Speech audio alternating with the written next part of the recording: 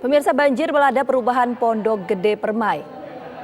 Dan sampai saat ini proses evakuasi masih terus dilakukan oleh pihak dari tim gabungan, yaitu salah satunya tim Basarnas yang kemudian mengevakuasi warga korban banjir di perumahan Pondok Gede Permai.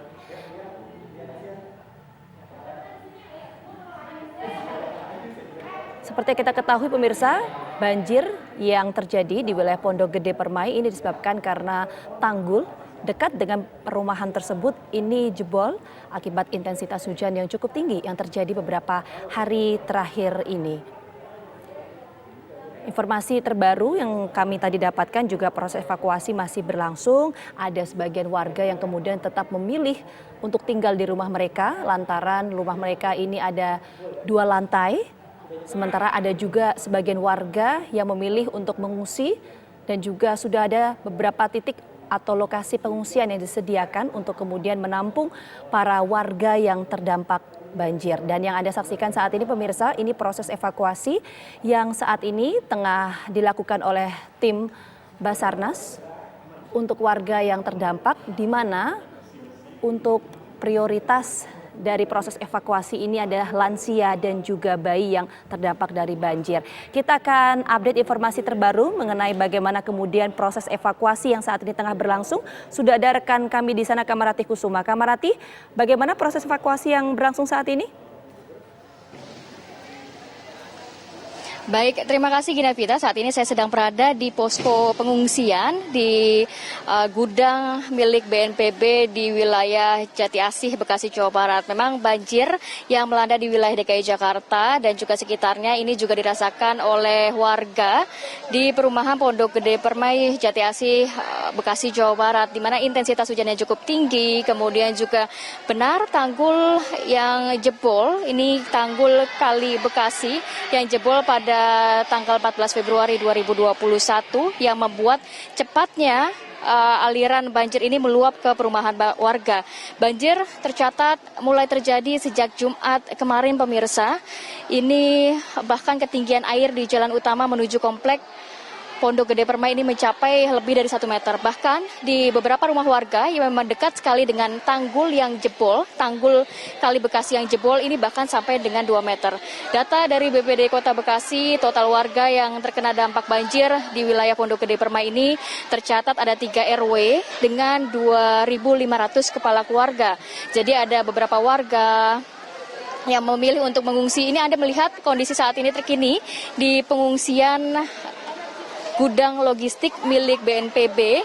Saat ini banyak masyarakat yang juga memilih untuk mengungsi di sini. Ini menjadi satu-satunya posko pengungsian.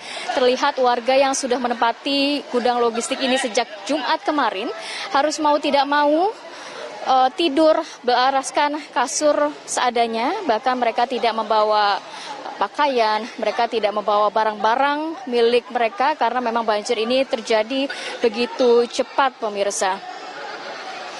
Jadi data dari BNPB Kota Bekasi, 3 RW dengan lebih dari 2.500 kepala keluarga. Ada beberapa warga yang juga saat ini masih terus menunggu atau tetap bertahan di lantai 2 rumah mereka. Ada juga yang mengungsi ke rumah sanak saudara. Ada juga yang mengungsi ke pengungsian posko gudang logistik milik BNPB. Untuk lebih lengkap bagaimana kondisi pengungsi, saya akan berbincang langsung dengan Bapak Syafruddin. Beliau selaku Kepala Gudang BNPB Jati Asih. Selamat sore Pak Syafruddin. Ya, selamat sore.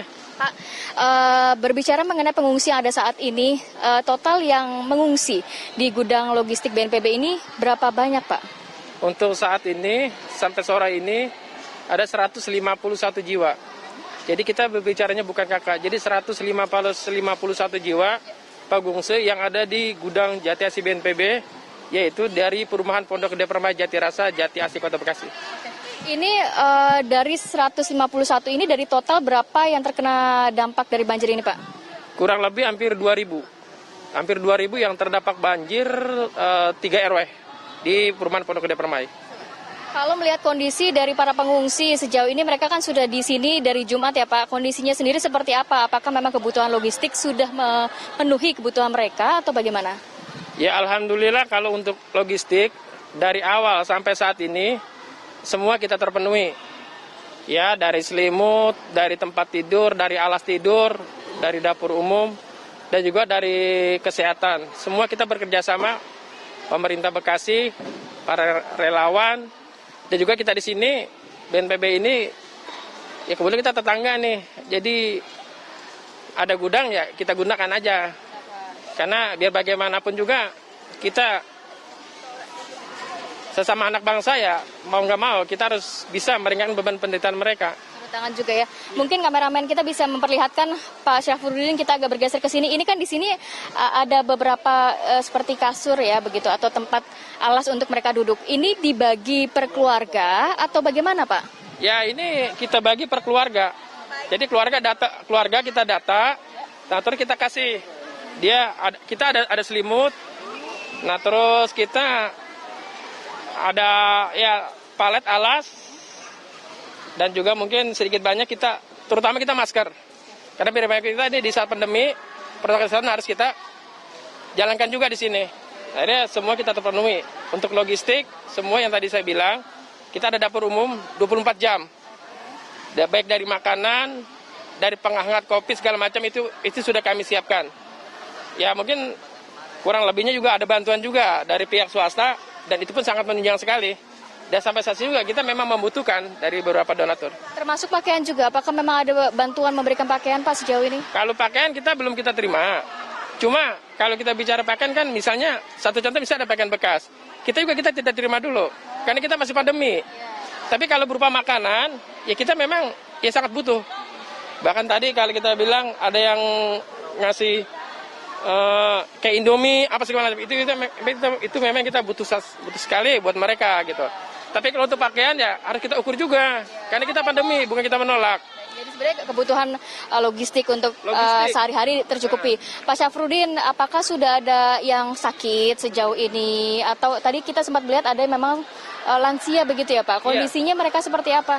Ya kalau lansia memang ya pertama tadinya mereka bertahan di titik banjir mereka di rumah. Ya karena ini kan sudah 2 hari.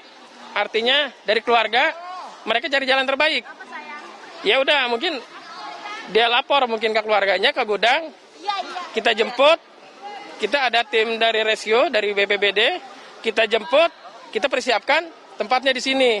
Yang kedua, kebetulan di sini kita udah siap dokter dari Dinas Kesehatan Kota Bekasi.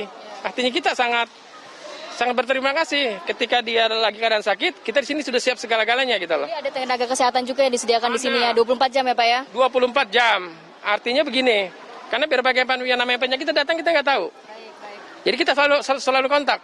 Misalnya ada, ya udah kemari datang. Di sini ada warga yang sakit. Alhamdulillah, hari ini keluhan mereka sudah terjawab semua. Baik, terima kasih banyak Pak Syafruddin sudah menjelaskan kondisi pengungsi di sini, dan juga ternyata tim gabungan masih terus melakukan evakuasi begitu ya. Evakuasi awalnya dilakukan dengan tambang yang di sekitar 200 meter yang diambil dari gudang logistik BNPB untuk ke perumahan-perumahan masyarakat. Namun saat ini evakuasi akan dilakukan dengan perahu karet oleh petugas gabungan. Sekian informasi yang dapat saya berikan, kembali kepada Vita di studio. Iya, Kamarati, kalau saya boleh tanya, ini untuk protokol kesehatan yang secara detail diterapkan seperti apa? Jaga jarak antar warga, ini bisa digambarkan tidak, Kamarati? Baik, Gina Vita, tadi sudah sempat sedikit dijelaskan oleh Pak Syafruddin kalau memang di sini tetap, karena memang gudang ini cukup luas dan isinya hanya sekitar 150 jiwa dari warga yang terdampak di perumahan Pondok Gede Permai. Di sini dibatasi atau diberi jarak antara keluarga satu dengan keluarga lainnya, dan tetap menggunakan masker yang selalu diberikan oleh tim gabungan yang memang selalu ada di sini. Kemudian juga beberapa dari warga kabarnya sudah dilakukan tes bebas COVID. Itu yang tadi disampaikan oleh Pak Syafruddin. Gina Vita. Baik, terima kasih Kamarati Kusuma. Nanti kita akan update kembali informasi terbaru dari lokasi pengungsian, termasuk bagaimana kemudian proses evakuasi yang sampai saat ini masih berlangsung. Kita akan jeda dulu sejenak pemirsa, Breaking News TV yang akan kembali hadir sesaat lagi.